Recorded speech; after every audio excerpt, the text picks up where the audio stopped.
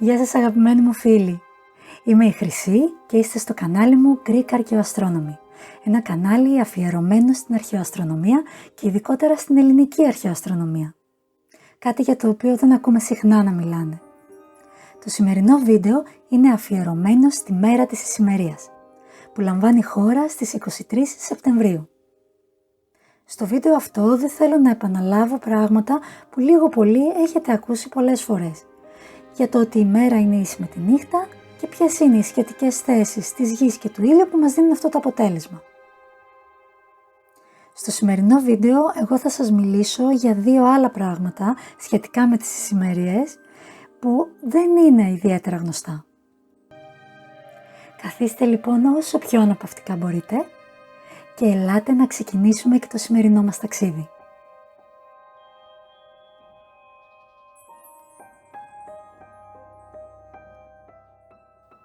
Πριν σας παρουσιάσω όμως αυτά τα δύο θέματα για τα οποία θα σας μιλήσω σήμερα, είναι απαραίτητο να ξεκινήσουμε από κάτι πιο γενικό, ώστε να γίνουν ακόμα πιο κατανοητά όσα θα σας πω στη συνέχεια.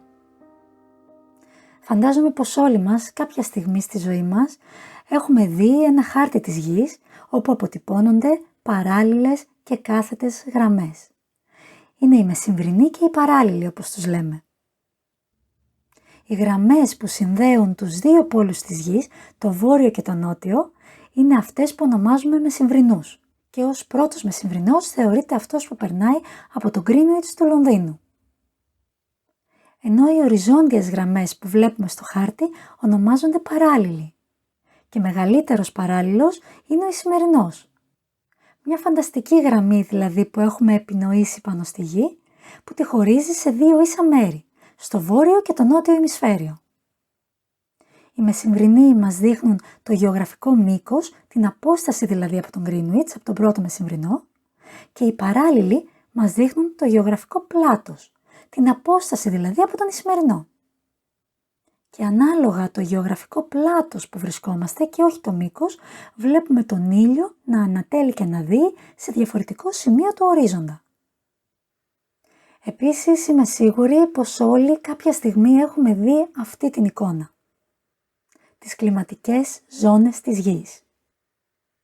Εδώ βλέπουμε 5 παράλληλους κύκλους. Ο ένας είναι ο Ισημερινός, έπειτα έχουμε τον τροπικό του Καρκίνου και τον τροπικό του Αιγόκερου που ορίζουν την τροπική ζώνη. Και μετά έχουμε το βόρειο πολικό κύκλο και το νότιο πολικό κύκλο που ορίζουν την εύκρατη ζώνη στο βόρειο και το νότιο ημισφαίριο, αλλά και την πολική ζώνη. Από τον βόρειο πολικό κύκλο μέχρι τον βόρειο πόλο και από τον νότιο πολικό κύκλο μέχρι τον νότιο πόλο. Τι σχέση έχουν τώρα αυτές οι γραμμές με τις Ησημερίες και τα ηλιοστάσια? Λίγη υπομονή και θα τα δούμε όλα. Εδώ είμαστε στο πρόγραμμα Stellarium που το έχουμε ξαναδεί και σε προηγούμενα βίντεο.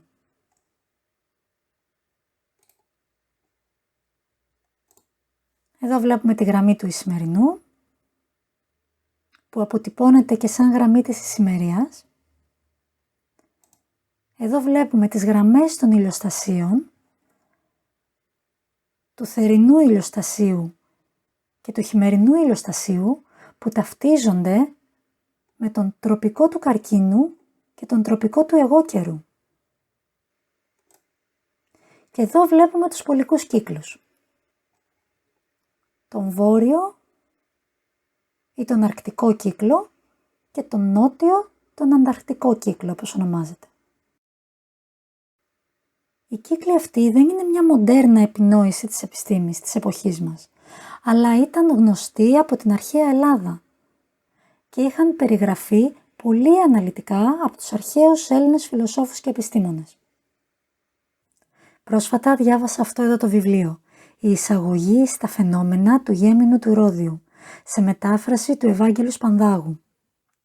Ο γέμινος ο Ρόδιος είναι μια πολύ σημαντική μορφή της αρχαιότητας στην αστρονομία και τα μαθηματικά που έζησε τον 1ο αιώνα π.Χ. Το βιβλίο αυτό που ευτυχώς κατάφερε να διασωθεί υποδιαιρείται σε 18 κεφάλαια και μας μεταφέρει σημαντικές γνώσεις της ελληνικής αστρονομίας. και οι γνώσεις αυτές αποτελούν μέχρι και σήμερα τις βάσεις και τα θεμέλια της σύγχρονης αστρονομίας. Θέλω να αφιερώσουμε μερικά λεπτά και να σας διαβάσω από το κεφάλαιο 5 κάποια κομμάτια του. Το κεφάλαιο 5 ονομάζεται σχετικά με τους κύκλους της ουράνιας σφαίρας. Σχετικά δηλαδή με τους κύκλους του Ισημερινού και των τροπικών που είδαμε ακριβώς πριν. Και θα διαπιστώσετε και μόνοι σας πόσο ωραία περιγράφονται αυτές οι γνώσεις μέσα σε αυτό το αρχαίο κείμενο. Χωρίς περίπλοκες συναρτήσεις και σχήματα μπορεί και μεταφέρει στον αναγνώστη ακριβώς το νόημα αυτής της γνώσης. Και αυτό το βιβλίο αποτελεί πραγματικά ένα από τα πιο ευανάγνωστα, από τα πιο ξεκάθαρα βιβλία αστρονομίας που έχω διαβάσει και έχω διαβάσει αρκετά. Ξεκινάει λοιπόν αυτό το κεφάλαιο λέγοντας: από τους κύκλους της ουράνιας σφαίρας, άλλοι είναι παράλληλοι, άλλοι λοξοί και άλλοι διέρχονται από τους πόλους. Παράλληλοι μεν κύκλοι είναι εκείνοι που έχουν τους ίδιους πόλους με την ουράνια σφαίρα. Είναι δε οι παράλληλοι κύκλοι 5. Ο αρκτικός, ο θερινός τροπικός, ο ισημερινός, ο χειμερινός τροπικός και ο ανταρκτικός.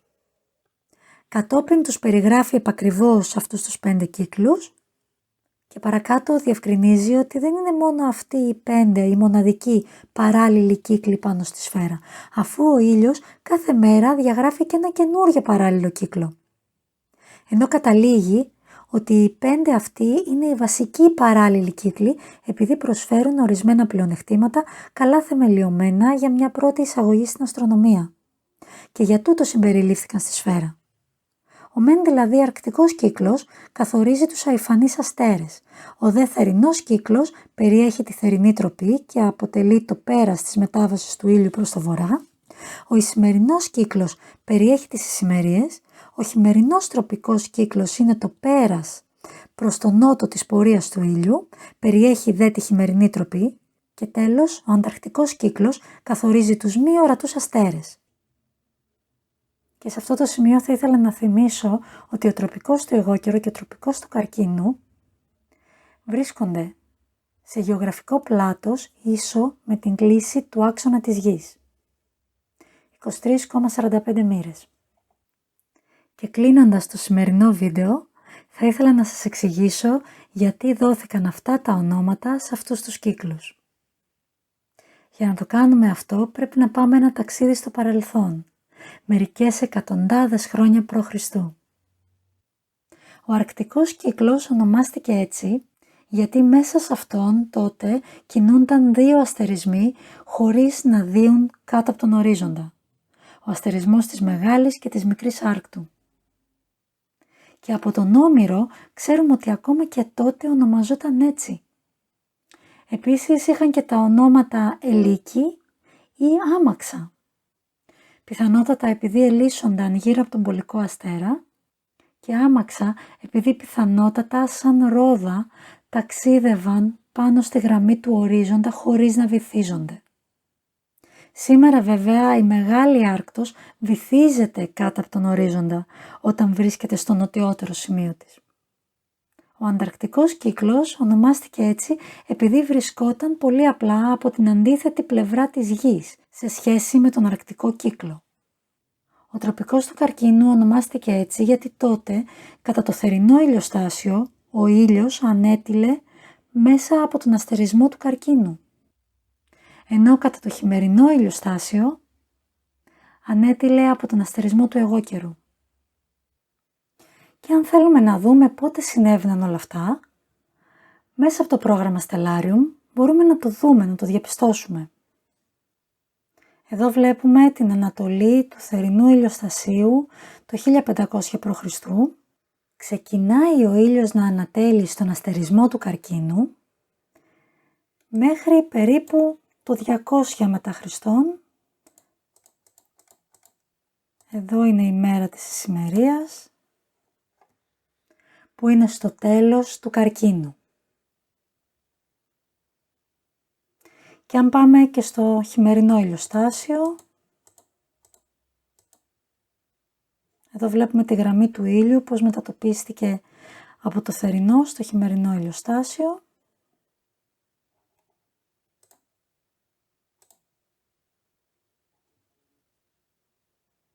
Ο ήλιος ανατέλει στο τέλος του εγώκερου,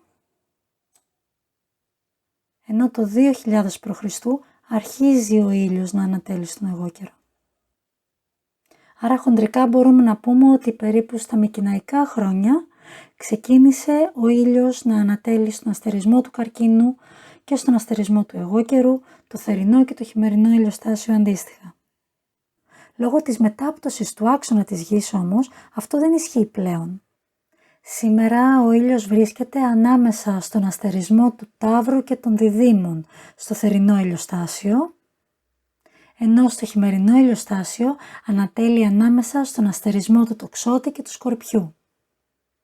Αλλά εξακολουθούμε να ονομάζουμε τους τροπικούς με τα αρχικά ονόματα που τους δόθηκαν τότε, τροπικός του καρκίνου και τροπικός του εγώκερου. Και καταλήγουμε ότι η ονομασία που τους έδιναν οι αρχαίοι Έλληνες ήταν ορθότερη. Θερινός τροπικός και χειμερινός τροπικός. Για όσους βέβαια ήταν στο βόρειο ημισφαίριο.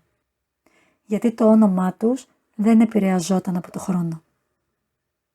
Γιατί ήξεραν τη μετάπτωση του άξονα της Γης. Ήξεραν τη μετάβαση του ήλιου από ζώδιο σε ζώδιο.